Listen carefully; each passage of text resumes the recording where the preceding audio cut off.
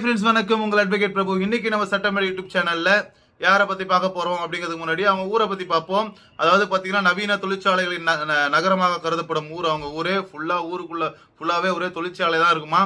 அது மட்டும் இல்லாமல் ஆங்கிலேயர்களின் ஆட்சி காலத்தில் ஆங்கிலேய சாம்ராஜ்யத்துக்கும் திப்பு சுல்தானின் மைசூருக்கும் எல்லையாக கருதப்பட்டதாம். ஆங்கிலேயர் வந்து இதுதான் எல்லையா வச்சிருந்தாங்களா, இதான் உங்க ஏரியாவுக்குள்ள நீங்களும் வரக்கூடாது, எங்க பார்டருக்குள்ள நானும் வரக்கூடாது அப்படின்னு சொல்லி பார்டரா வச்சிருந்தாங்களாம். அது மட்டும் இல்லாமல் பாத்தீங்கன்னா தொழில் நகரம் மட்டும் இல்லாமல் உலகின் முன்னணி ரோஜா ஏற்றுமதி நகரமாகவும் உள்ளதாம். இந்தியாவிலே பாத்தீங்கன்னா ரொம்ப முன்னணியான நகரம். வெளிநாடுகளுக்கு ரோஜா ஏற்றுமதி செய்யறதுல ரொம்ப முன்னணியான நகரமா இருந்திருக்கு.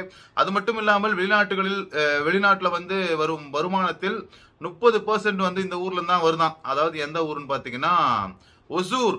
இன்னைக்கு ஒசூர்ல இருக்கிற ஒரு பெரிய ரவுடியை பத்தி தான் பார்க்க போறோம். அது மட்டும் இல்லாமல் ஒசூர்ல என்னென்ன கம்பெனிங்க இருக்குது, மொட்டையா நம்ம வெறும் தொழிற்சாலைகள் நகரம் சொல்றோமே, என்னென்ன கம்பெனி இருக்குது அப்படின்னு பார்த்தோம்னா அசோக் லேலண்ட் இருக்குது, அப்பல்லோ டயர்ஸ் இருக்குது, பேட்டா ஐடியா லிமிடெட் இருக்கு, கார்போரேட்டம் யூனிவர்சல் லிமிடெட் இருக்கு, கேட்டர்பில்லர் இருக்கு, எக்ஸைட் பேட்டரி இருக்கு, டிவிஎஸ் மோட்டார்ஸ் இருக்கு, டைட்டன் இண்டஸ்ட்ரீஸ், இந்துஸ்தான் மோட்டார்ஸ் சொல்லி நிறைய கம்பெனிகள் இருக்கு.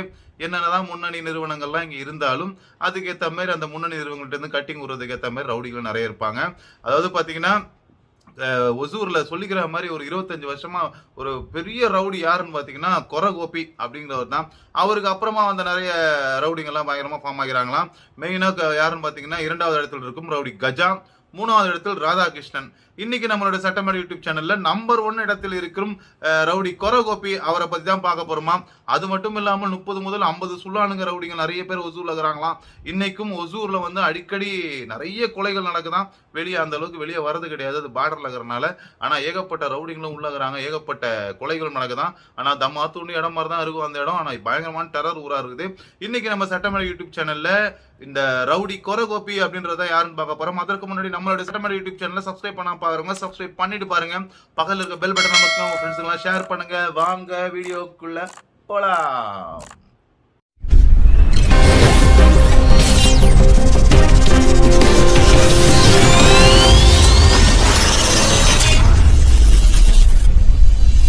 முதலாவதாக பாத்தீங்கன்னா யார் இந்த கொரகோபி. அதாவது பாத்தீங்கன்னா கிருஷ்ணகிரி மாவட்டம் ஒசூர் ராம்நகரை சேர்ந்தவர் தான் அந்த கோபி என்கிற கொரகோபி என்கிற சிவகுமார். சில பேர் இவரை சிவகுமார்னா தெரியும், சில பேர் இவர் கோபின்னா தெரியும், சில பேர் இவர் கொரகோபின்னா தெரியும். 25 வருடங்களாக ஒசூர்ல வந்து பிரபல ரவுடியா இருந்திருக்கிறார். 25 வருஷத்துக்கு யாருமே இவரை எதிரினே யாரும் கிடையாது, இவரை எதிர்க்கிறதுக்கும் யாரும் கிடையாது. செம்ம கண்ட்ரோல்ல இருந்துக்கிறாரு. காவல்துறையும் சில பேருடைய கண்ட்ரோல்ல வச்சிருந்துக்கிறாரு. ஒசூரியே அசைக்க முடியாத ஒரு பெரிய ரவுடியா இருந்துக்கிறாரு. 2005ஆம் ஆண்டு அதாவது தன்னுடைய பேரை எப்படி எஃப்ஐஆர்ல நிலைநாட்டுகிறார், எப்படி அவர் பேர் எஃப்ஐஆர்ல போடுறாருன்னு பாத்தீங்கன்னா 2005ஆம் ஆண்டு ஒசூரில் கேபிள் டிவி நடத்து வந்த தென்னரசு மற்றும் அவருடைய நண்பர் மணியை என்ன பண்றாரு, தூக்குறாரு.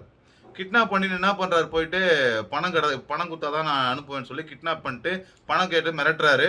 சும்மா இல்லாம என்ன பண்றாரு, தூக்கின்னு போயிட்டு கர்நாடகாவில் வச்சு 2 பேரையும் கொலை பண்றாரு. இதுலதான் தலை ஒசூர் ஃபுல்லா பயங்கர ஃபேமஸ் ஆகுறாரு. பெங்களூர்லயும் ஒரு பயங்கர ஃபேமஸ் ஆகுறாரு. ஒசூர் காவல் நிலையத்துல பேர்ல வருது எஃப்ஐஆர்ல. ஃபர்ஸ்ட் ஒரு பேர் வந்து இரட்டை கொலை. ஆரம்பமே பாத்தீங்கன்னா இரட்டை கொலையில தான் என்ட்ரியை கொடுக்குறாரு, மாஸ் என்ட்ரி கொடுத்த உடனே. அந்த காலகட்டத்தில் 2005 பாத்தீங்கன்னா அந்த அளவு சொல்லிக்கிற மாதிரிலாம் பெரிய ரவுடிலாம் யாரும் கிடையாது. இவர் சும்மா சின்ன சின்ன ரவுடிசம் பண்ண வந்தாரு. லாஸ்டா கிட்னாப் பண்ணி பணம் கேட்ட மிரட்டி ஒரே இடத்துல என்ன பண்ணாருன்னா பயங்கரமா ஒசூர் மாவட்டம் முழுசா பயங்கரமா ஃபேமஸ் ஆயிட்டார். அதுக்கு அடுத்ததா பாத்தீங்கன்னா 1 வருஷம் கூட அவளை உள்ள போயிட்டு இந்த கேஸுக்கு ஜாமீன் வாங்கின வெளியே வராப்புல.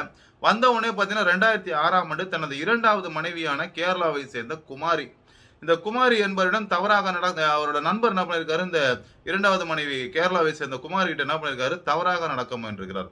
அது எவ்வளவு தப்பு. என்னதான் இருந்தாலும் நண்பருடைய மனைவிட்ட தவறான இருந்தா அவர் என்ன பண்ணிட்டாப்புல, ஒசூர் ராம்நகரை சேர்ந்த நூருல்லான்றவர் என்ன பண்ணிருக்காரு, நண்பன் நூருல்லான்றவர் தான் இவருடைய மனைவிட தவறானது இருக்காரு. என்ன பண்ணிட்டாரு, அவரையும் போட்டார்.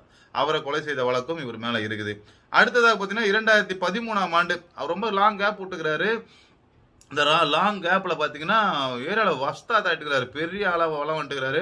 அதனால இவருக்கு எந்த ஆப்பரண்ட்டும் கிடையாது. எதுவும் அந்த அளவுக்கு கரெக்டா கலெக்ஷன்லாம் கரெக்டா வந்து நினைச்சு சுத்து வட்டாரத்தில் இருக்கிற தொழிற்சாலைகள் இருந்தெல்லாம் மாமூல்லாம் கரெக்டா தான் வந்து நினைச்சு. இவரும் கரெக்டா காவல்துறைக்கு அந்த சில பேருக்கு துட்டெல்லாம் கொடுத்து கரெக்டா கரெக்ட் பண்ணி தான் வச்சிருந்தாரு. அதுக்கப்புறம் என்ன 2013ஆம் ஆண்டு ஓசூர் அருகே மரக்கடை அதிபர் முனிராஜை 1 கோடி கேட்டு கடத்திக்கிறாரு. அதாவது எப்போ 2005க்கு அப்புறம் 2013ஆம் ஆண்டு தலை தூக்கிட்டு இருக்குது. முனிராஜ்ன்றத தூக்கி 1 கோடி ரூபாய் வேணும் அப்படின்னு கடத்திக்கிறாரு. அந்த வழக்குலயும் இவர் பேர் இருக்கு. அதுக்கு அடுத்ததான் பாத்தீங்கன்னா 2018 5 வருஷம் கேப் ஊத்துறாரு. அதுக்கு அதுக்கு நடுவில் என்னென்ன சின்ன வேலை பார்த்தாரோ அதெல்லாம் போலீஸ்ல மாட்டில் யாரும் கம்பெனிலாம் கொடுக்கல பொழுது 2018 என்ன பண்றாரு, ராம் நகரில் ஹோட்டல் தாஜ் அப்படின்ற ஒரு பேர்ல வந்து ஒரு ஹோட்டல் நடத்தி வந்த ஒருத்தர் வந்து என்ன பண்றாருன்னா கொலை வழக்கு செய்யறார். சேட்டு அப்படிங்கிற ஒருத்தர் வந்து தலையை அப்படியே தலையை கொலனாக்கி கொலை பண்றாரு. அந்த சேட்டு வழக்கிலும் இவர் பேர் ரொம்ப ரொம்ப வந்து அடிபடுது. இவர் தான் அக்யூஸ்ட் A1 சேர்க்கப்படுறார். இந்த மாதிரி கொலைகள் நிறைய பண்ணி ஒரு ஒண்ணு மெயினா ஆளை கடத்தின்னு போய் பணத்தை கேட்கறது, இல்ல கொலை பண்றது, இல்ல தொழிலதிபர்கள்கிட்ட மாமூல் கேட்கறது, தொழிற்சாலை ஓனர்கள்கிட்ட மாமூல் கேட்கறதுன்னு எல்லாமே கரெக்டா தான் கொடுத்துருந்தாங்க. இந்த மாதிரி தொழில் ரீதியாக பயங்கரமா கொடி கட்டி பறந்துருந்தாரு. நல்லா பறந்து நிற்கும்போது திடீர்னு என்னாச்சு, எப்படி பார்த்தாலும் ஒரு ஊருக்குள்ள இன்னொரு ரவுடிசம் வருவாங்களா, என்ன நீ எவ்வளவு வருஷமா ரவுடியா இருப்ப, நாங்களாம் ரவுடியம் பண்ண மாட்டோமா, ரவுடிசம் பண்ண மாட்டோமா, எங்களுக்கெல்லாம் குரூப் இல்லையா, நாங்களாம் மட்டும் ரவுடி மாதிரி இல்லையா, எங்ககிட்ட பணம் இல்லையா, எங்ககிட்ட பொருளுங்க இல்லையா, நாங்க துப்பாக்கிலாம் வேற ஸ்டேட் வந்து வாங்க மாட்டோமா அப்படிங்கிற மாதிரி ரவுடிசம் ஒண்ணு புதுசா ஆப்பரண்டா இவருக்கு உருவாகுது. அந்த ரவுடி யாருன்னு தொழில் ரீதியாக ரவுடி உருவாகிறார். அவரு பேர் யாருன்னு பாத்தீங்கன்னா ரவுடி கஜா. அவர் தான் இப்போயும் பயங்கர மாசா சுத்தினுங்கிறாப்புல ஒசூர்ல. ரவுடி கஜா கோஷ்டி உருவாகுது. மோதல் பயங்கரமா வெடிக்குது. யாரு பெரிய ஆளு தொழில் ரீதியா, நீ 25 வருஷமா தொழில் செஞ்சுட்டு போதும், இதுக்கப்புறம் நாங்க தொழில் செய்யறோம் கொஞ்ச நாள்ன்ற மாதிரி 2 பேருக்கும் பயங்கரமா மோதல் உருவாகுது. அதாவது ரொம்ப வருஷமாவே மோதல் உருவாகுது. இதனால என்ன ஆகுதுன்னா 19/9/2016 அன்று என்ன பண்றாங்கன்னு பாத்தீங்கன்னா, ரயில் நிலையம் அருகே, அதாவது ஒசூர் ரயில் நிலையம் அருகே சூரி என்பவரை ரவுடி கஜா குரூப் கொல்லுது. இந்த சூரி யாருன்னு பாத்தீங்கன்னா, நம்ம அதாவது கொரகோபி வந்து சூரிக்கு வந்து தாய்மாமன் ஆகும். அப்போ வந்து சூரிய கொன்ன உடனே இன்னும் டென்ஷன் ஆகுறாப்புல கொரகோபி. கஜா குரூப்புக்கும் இவங்க குரூப்புக்கும் இன்னும் பயங்கரமா டென்ஷன் ஆகுது. கடும் ஆத்திரம் வருது. யார் எப்ப மாட்டுவா, எப்ப ஸ்கெட்ச் போடலாம், யாரை தூக்கலாம் அப்படின்னு 2 டீமுமே கரெக்ட் ஆகுது. கைது செய்யப்பட்ட கஜா என்ன பண்றாப்புல இந்த கேஸுக்கு, இந்த சூரிய கொலை பண்ணிட்டு உள்ள போயிட்டு ஜாமீன்ல என்ன பண்றாரு, வெளியே வரார். வெளியே வந்து என்ன பண்றாங்க, நேரம் பெங்களூர்ல போய் செட்டில் ஆகுறாங்க. பெங்களூர்ல போய் செட்டில் ஆனதுக்கு அப்புறம் காத்து நிற்கிறாங்க, எப்போ இவர் வந்து மாட்டுவாரு, கொரகோப்பி வந்து மாட்டுவாரு, இவரை போடணும் அப்படின்னு ஸ்கெட்ச் போட்டுக்கிறாங்க. ரவுடி சேட்டு கொலை வழக்குல என்ன பண்றாரு, சேலம் கோர்ட்டில் சாதனை அடைந்த கோபி என்ன பண்றாரு, ஒசூர் கோர்ட்டுக்கு அழைத்துன்னு வராங்க கேஸ் விஷயமா. இந்த சேட்டு கொலை வழக்குல இந்த மாதிரி அழைத்து வரும்போது என்ன பண்றாங்க, எப்படின்னா இவரை போட்டணும் அப்படின்னு கஜா டீம் என்ன பண்ணுது, ஸ்கெட்ச் போடுறாங்க. எப்படின்னா ஒசூர் கோர்ட்டுக்கு கூட்டின்னு வரும்போது இவரை போட்டணும்ப்பா இவரை அப்படின்னு ஸ்கெட்ச் எல்லாம் போட்டு என்ன பண்றாங்க, லோக்கல்ல எல்லாருமே, ஏன்னா லோக்கல்ல வந்து கொரகோப்பிக்கு வந்து சொந்தக்காரங்க அதிகம். டக்குன்னு ஏதாவது ஒரு மூஞ்சி கிஞ்சி பார்த்துட்டா கூட ஸ்கெட்ச் மிஸ் ஆயிடும். அதனால லோக்கல் நகரவங்க யாரும் இன்வால்வ் ஆக தேவையில்ல அப்படின்னு சொல்லி கஜா டீம் நகரவங்க யாரும் இன்வால்வ் ஆகாம என்ன பண்றாங்க, கன்னியாகுமரியிலிருந்து பாம் செல்வம் அப்படின்னு ஒருத்தர வர வைக்கிறாங்க ஒசூருக்கு. ஒசூர் கரெக்டா கோர்ட்டுக்கு வர மாதிரி பாம்பை போட்டு எப்படின்னா க்ளோஸ் பண்ணிடுற அவரை கொரகோப்பின்னு சொல்லி வர வைக்கிறாங்க. இந்த நேரத்துல என்ன ஆகுது, கன்னியாகுமரியில ஒரு இரட்டை கொலை நடக்குது.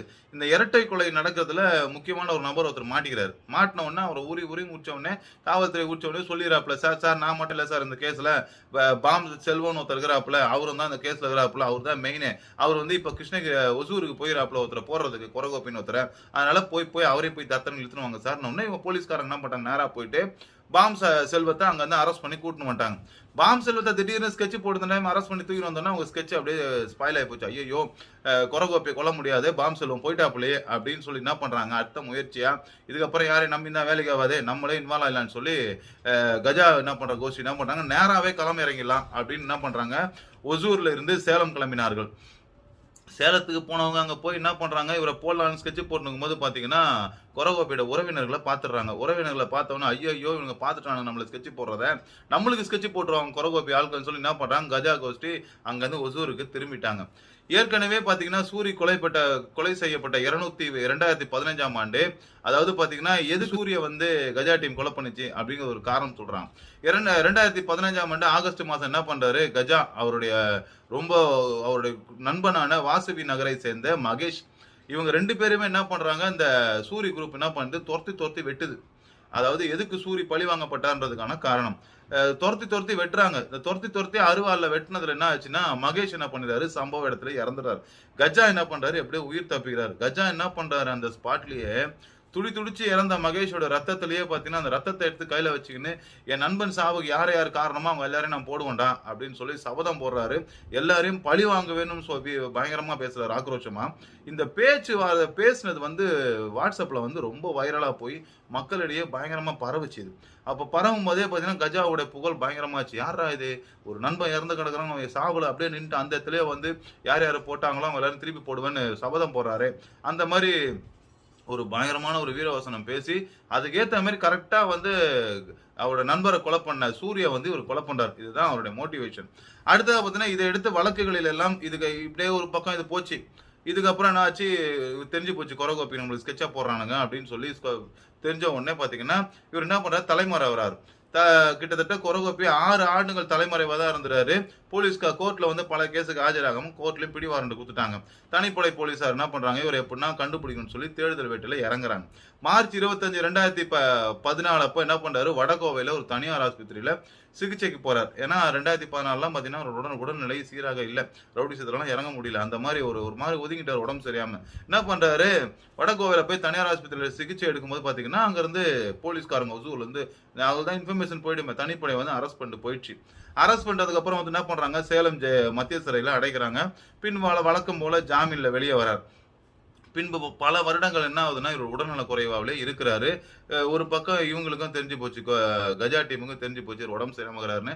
அப்படியே இது அமுங்கிச்சு, அப்படியே இவரை பழி வாங்குற படலம் அப்படியே அமுங்கி காலப்போக்கில் என்ன ஆச்சுன்னா ரொம்ப உடல்நல குறைவால் பாதிக்கப்பட்ட கொரகோப்பி ஜூலை 10, 2020 அன்று இப்போ போன வருஷம் கொரோனா டைம்ல என்ன ஆகிறாருன்னா கோவையில் தனியார் ஆஸ்பத்திரியில் இறந்திருக்காரு. அவரை யாராலையுமே காப்பாற்ற முடியல, அந்த அளவுக்கு உடல்நிலை சீரில்லாமல் போயிடுச்சு. இதற்கு இறந்த ரவுடி கொரகோப்பி மீது பாத்தீங்கன்னா கிட்டத்தட்ட 4 கொலை வழக்கு, 5 கொலை முயற்சி வழக்கு, ஆள் கடத்தல், கட்ட பஞ்சாயத்து, கடத்தி பணம் பறித்தல்னு சொல்லி கிட்டத்தட்ட 30 கேஸுக்கு மேல வழக்குகள் நிலைவுள்ளதான். 3 முறை குண்டாஸ்லயும் உள்ள போயிருக்காராம். அதாவது என்னதான் குண்டாஸ்ல உள்ள போனாலும், என்னதான் நீங்க பெரிய ரவுடின்னு வந்தாலும், நான் கடவுள் பாருங்க சாதாரணமா ஒரு நோய்வாய்ப்பட்டு இறந்துட்டாரு. எவ்வளவு பெரிய பேர் கத்தியெல்லாம் எடுத்து பெரிய பெரிய ரவுடிங்கெல்லாம் பார்த்துருப்பாங்க, எவ்வளவு பெரிய ஆளு கடவுள் நினைச்சு ஒரு நோயை குத்துட்டா அந்த நோயை காப்பாற்ற முடியல. நீங்க எவ்வளவுதான் பெரிய ரவுடியா இருந்தாலும் நோய் வந்ததுக்கு அப்புறம் அதை வச்சு என்ன பண்ண முடியுது, எவ்வளவு பணம் வந்திருக்கு உங்ககிட்ட, அந்த பணத்தை வச்சு நோயை காப்பாற்ற முடியலையே. கடைசியில் கடவுள்னா 47, 48 வயசுல உயிரை எடுத்துட்டாப்லையே. அப்போ ஏற்கனவே இறந்தவங்களுடைய பாவங்கள் சும்மா இல்லை இல்லையா, அவங்க பாவங்கள் சும்மா இல்லாதனால தான் அவங்களோட உயிர் இல்லை. பணமே இருந்தாலும் எவ்வளோதான் வஸ்தாத்துன்னு பேர் எடுத்தாலும் ஒசூர்லேயே நம்பர் 1 ரவுடியாக இருந்தாலும் பணத்தை வச்சு என்ன பண்ண முடியுது, ஒன்றுமே பண்ண முடியலையே. இவ்வளோதான் வாழ்க்கை. இதை உணர்ந்து தயவு செய்து இந்த பாவங்கள்லாம் யாரும் பண்ணாமல், யாரையும் கொலை செய்யறதுக்கு போகாமல், இந்த அசால்ட்டு மட்டை அதுன்னு போகிறது, கூலிக்கு வேலைக்கு போகிறது, இந்த மாதிரிலாம் ரவுடிசத்தில் இறங்காதீங்க. ரவுடிசத்தில் இறங்கி போனால் லாஸ்ட்டாக இப்படி தான் கடவுள் தண்டனை கொடுப்பாரு. யாரும் ரொம்ப நாளைக்கு வாழ முடியாது. நான் வழக்கமாக சொல்கிற மாதிரி ஒன்று என்கவுண்ட்ரு, இல்லை எதிரிங்களால் சுடணும், இல்லை நோய்வாய்ப்பட்டு ஓரமாக இருக்கணும், இவ்வளோதானே தவிர நல்லபடியாக வாழ்ந்து லைஃப் லாங் நான் வாழ்ந்து இருந்தேன், நான் ரொம்ப செட்டில் ஆகிட்டேன், 5 ஜென்மத்துக்கு நான் பணம் சேர்த்து வச்சிருக்கேன்னு சொல்லி யாராலையும் ரவுடிஸால சம்பாதிக்க முடியாது. இவ்வளோதான் இன்னைக்கு காணொலி. மீண்டும் அடுத்த காணொலி பார்க்கலாம். அதற்கு முன்னாடி நம்மளுடைய சட்டமேடை யூடியூப் சேனலை சப்ஸ்கிரைப் பண்ணாமல் பார்க்கும்போது சப்ஸ்கிரைப் பண்ணிட்டு பாருங்க, பெல் பட்டன் நமக்கு உங்கள் ஃப்ரெண்ட்ஸுக்கெல்லாம் ஷேர் பண்ணுங்க. மீண்டும் அடுத்த காணொலியில் பார்க்கலாம். நன்றி, வணக்கம். Our YouTube channel Sattamadi does not promote or encourage any illegal activities or rowdyism. The content expressed by the speaker may not be 100% true. The news gathered from television, magazine and by reading books were expressed by the speaker. The video from the channel doesn't hurt anyone personally. The speaker doesn't speak with his own thoughts and ideas. The speaker's intention is to explain the life history of dadas and rowdies to the youngster so that they will not get into their life in future. M.H. Prabhu, PEBL, Advocate, Madras High Court. நம் சட்டமேடை YouTube சேனலில் பேசப்படும் நபர்களின் வாழ்க்கை முறை சிந்திப்பதற்கே தொலைக்காட்சி வாயிலாக பார்த்தும் புத்தகத்தில் படித்தும் பத்திரிகை செய்திகளில் கண்டதும் மட்டுமே 100% உண்மை என்று கூறுதல் இயலாது. நம் சேனலில் வரும் காணொலிகள் யார் மனதையும் புண்படுத்த அல்ல, பேச்சாளரின் தனிப்பட்ட கருத்தும் அல்ல. இன்றைய இளைஞர்களுக்கு தாதாக்கள் மற்றும் ரவுடிகளின் வாழ்க்கை முறையை உணர்த்தி அவர்களை நல்வழிப்படுத்துவதே எங்களது குறிக்கோளாகும். மு. இ. பிரபு, PEBL, வழக்கறிஞர், சென்னை உயர்நீதிமன்றம்.